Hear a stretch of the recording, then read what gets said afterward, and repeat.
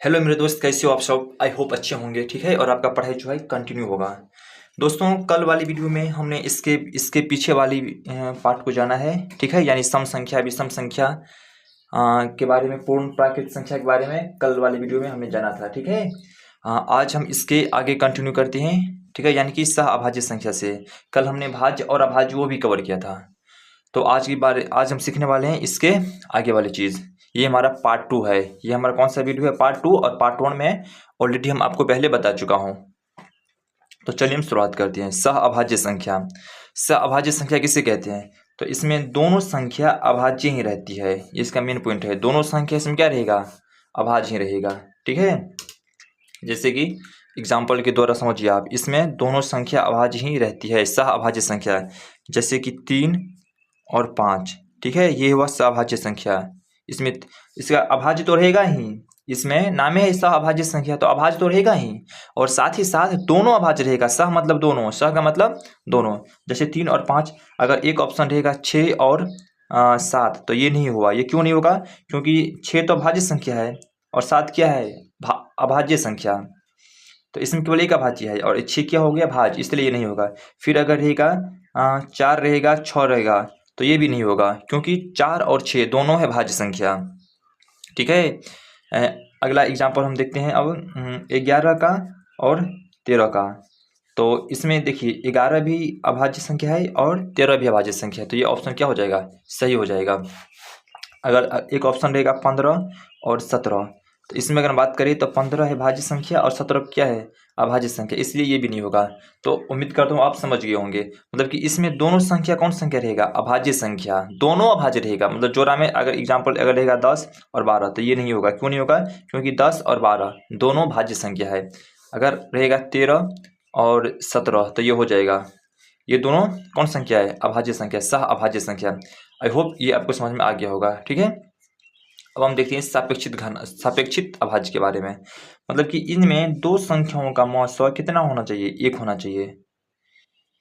हाँ, सापेक्षित अभाज्य में इनमें दो संख्याओं का मौजूद कितना होना चाहिए? एक होना चाहिए। जैसे कि एग्जाम्पल के द्वारा आप समझने की प्रयास कीजिए। अगर रहेगा 3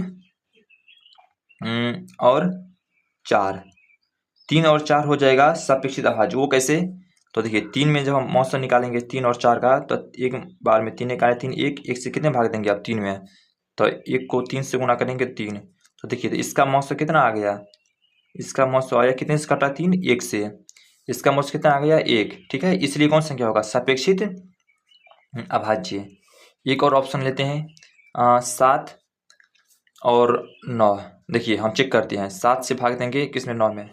तो एक बार में 7 एगाने 7, 9 से 7 गया तो 2, कितना बचा? शेष 2, 2 से फिर भाग देंगे 7 में, तो 2 तिया 6, एक से भाग किसमें देंगे आप? 2 में, तो 1 दूना 2, ये भी कट गया, ठीक है। तो 7 और 9 कौन संख्या होगा?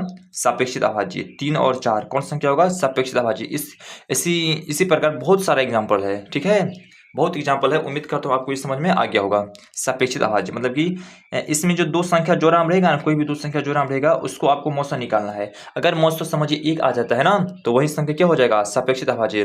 जैसे कि अगर रहेगा, मान रखिए 3 रहेगा और 6 रहेगा, तो ये नहीं होगा। ये क्यों नहीं होगा? क्योंकि जब हम 3 और 6 का निकालेंगे मौसा ना मेरे दोस्त, तो 3 दूना 6, कितना से कट रही है? 3 से। 3 तो नहीं होगा। क्यों नहीं होगा? क्योंकि मैंने बोला था कि मौसा कितना होना चाहिए? 1। इसमें मैंने ऑलरेडी नोट कर दिया हूँ। इनमें दो संख्याओं का मौजूद कितना होना चाहिए? 1 होना चाहिए, ठीक है। तो ऊपर में सहअभाज्य संख्या और नीचे में सापेक्षित अभाज्य, मैं दोनों ऑलरेडी आपको बता चुका हूँ, ठीक है। अब चलते हैं नीचे। नीचे मतलब हुआ ट्विन अभाज्य।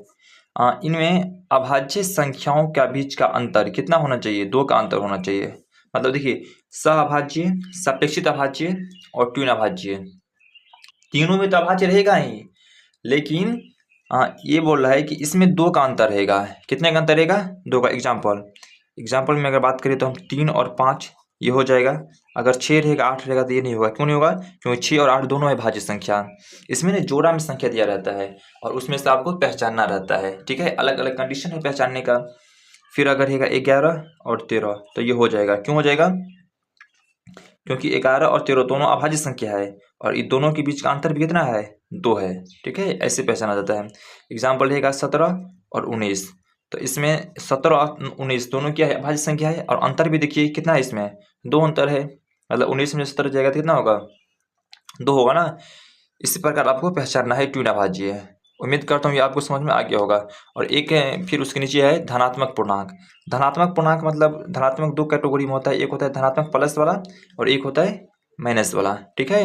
अगर हम यहाँ पे बात करें ना, कोई भी संख्या स्टार्ट होता है 0 से, यानी इस साइड वाला संख्या सभी होगा प्लस में, +1 +2 +3 +4 और +5। और नीचे पीछे की ओर अगर बात करें तो -1 -2 -3 -4 -5, ठीक है। ये आप समझने की प्रयास कीजिए।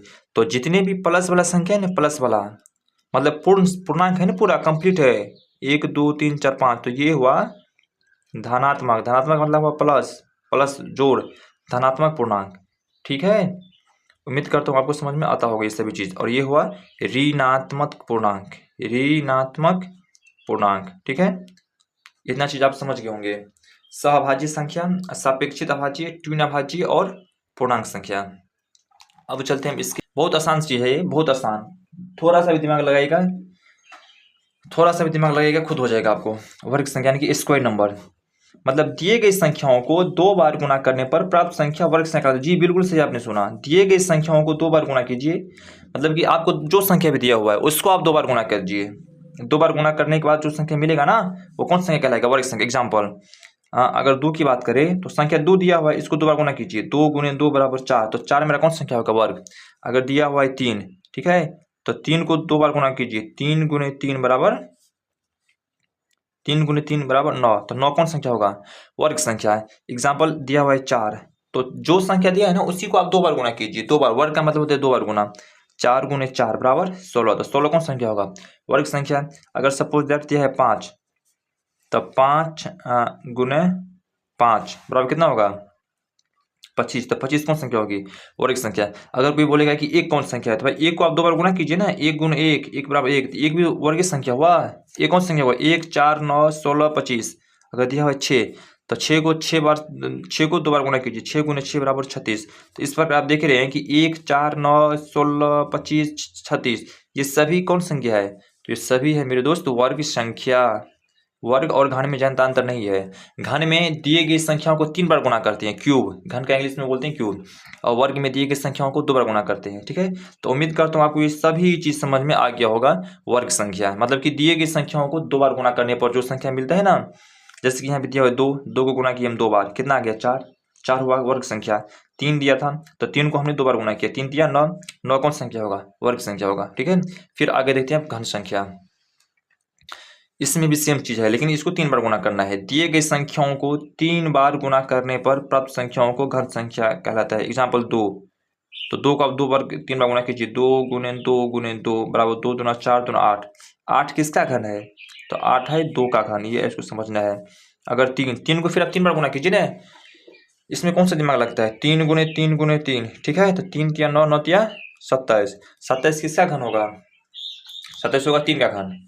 फिर है 4 को आप 3 बार गुणा कीजिए, 4 × 4 × 4, ठीक है, 4 चौका 16 16 चौका 64, तो 64 भी घन संख्या है, किसका है, तो 4 का है। अगर बात करेंगे हम 5, ठीक है, तो 5 × 5 × 5 = 5 × 25, 25 × 5 = 125, तो 125 किसका घन है, 5 का, ठीक है। तो उम्मीद करता हूँ ये आपको वर्ग संख्या और घन संख्या अच्छी तरह समझ में, दिमाग में फिट हो गया होगा, ठीक है, दिमाग में एंट्री हो गया होगा आपको इस चीज का, वर्ग संख्या का और घन संख्या का। अब इसके आगे है 2 और संख्या, उसको भी हम डिस्कस कर लेते हैं। एक है परिमेय संख्या और एक है अपरिमेय संख्या। एक है परिमेय संख्या, एक है अपरिमेय संख्या, ठीक है। परिमेय संख्या किसको बोलते हैं, कि वैसी संख्या जो p/q के रूप में लिखा जाए, यानी कि एक संख्या रहेगा अंश में, एक संख्या हर में, एक ऊपर और एक नीचे। वो ऊपर वाला संख्या प्लस और माइनस कुछ भी हो सकता है, ठीक है। और तथा उसका q बराबर नहीं हो 0, यानी कि जो संख्या नीचा में रहेगा ना, नीचा में 0 नहीं होना चाहिए और ऊपर में प्लस और माइनस कुछ भी हो सकता है। एग्जाम्पल समझिए, वैसी संख्या जिसे p/q के रूप में लिखा जाए। एग्जाम्पल 6/2, यह परिमेय संख्या है। 6/2 यानी ऊपर वाला हुआ p और नीचे वाला क्या हुआ, q। यहीं पर मैंने इसी चीज को मैंने यहाँ पर समझाया है कि p/q के रूप में लिखा जाना चाहिए। अगर रहेगा -6/3, तो ये भी परिमेय संख्या हुआ। क्यों हुआ परिमेय संख्या? क्योंकि नीचे में सिर्फ 0 नहीं होना चाहिए, ऊपर में जो रहेगा चलेगा, नीचे में 0 नहीं होना चाहिए। ऊपर में प्लस रहेगा माइनस रहेगा कोई मतलब नहीं है। जैसे रहेगा 17/5, क्या ये परिमेय संख्या है? बिल्कुल परिमेय संख्या है। अगर बोलेंगे 2/0 ये है, ये नहीं है। क्यों नहीं है? क्योंकि क्यू के स्थान पर तो 0 आ गया ना। यहाँ पे मैंने आपको वही चीज तो बताया हूँ कि क्यू बराबर 0 नहीं होना चाहिए। ये जो क्यू है ना, यहाँ पे देखिए क्यू और बराबर 0 नहीं होना चाहिए। एग्जाम्पल 6/1 होगा, बिल्कुल होगा। क्यों नहीं होगा? अगर वही रहेगा 6/0 ये होगा, ये नहीं होगा। ये क्यों नहीं होगा? क्योंकि क्यू के स्थान पर क्या आ गया है? 0। ठीक है, तो उम्मीद करता हूँ आपको परिमेय संख्या भी समझ में आ गया होगा। और एक और नंबर बचता है अपरिमेय संख्या, यानी कि इरेशनल नंबर। इरेशनल नंबर भी बहुत आसान है। रूट के अंदर सभी अभाज्य संख्या अपरिमेय संख्या कहलाता है। यानी कि किसके अंदर होना चाहिए? रूट के अंदर होना चाहिए, पहले कंडीशन है। और सेकेंड क्या है कि सभी अभाज्य संख्या होना चाहिए। रूट के अंदर सभी स्थित अभाज्य संख्याएं अपरिमेय संख्या कहलाता है दोस्त। ये आपको समझना है। जैसे हम रूट डाल दिए, देखिए अब अभाज्य कौन है? जैसे कि 2, तो ये हो गया अपरिमेय संख्या। √3 ये कौन संख्या हो गया? अपरिमेय संख्या। लेकिन √4 नहीं होगा। √4 क्यों नहीं होगा? क्योंकि √4 तो भाज्य संख्या है, और हमने क्या बोला है कि अभाज्य होना चाहिए। एग्जाम्पल फिर देखिए √7 ये होगा, अच्छी तरह होगा अपरिमेय संख्या। फिर देखिए √11, √17। ठीक है, तो इस प्रकार आप पूरी वीडियो को देखने के बाद आपको समझ में आ जाएगा। ठीक है, अभी हमने क्या कवर किया है कि परिमेय संख्या, अपरिमेय संख्या, ठीक है, अभाज्य सह अभाज्य संख्या कवर किया है, ट्यून अभाज्य किया है, वर्ग संख्या, घन संख्या, परिमेय संख्या, अपरिमेय संख्या। ठीक है, इतना चीज आज ने हम इस वीडियो पार्ट 2 में कवर किया है। तो उम्मीद करता हूं आपको सभी चीज समझ में आ गया होगा। और जहां पर भी थोड़ा सा भी डाउट हो, ठीक है, आप तुरंत कमेंट कर सकते हैं और हम उसको रिप्लाई भी देंगे, आपको एक एक चीज समझाएंगे।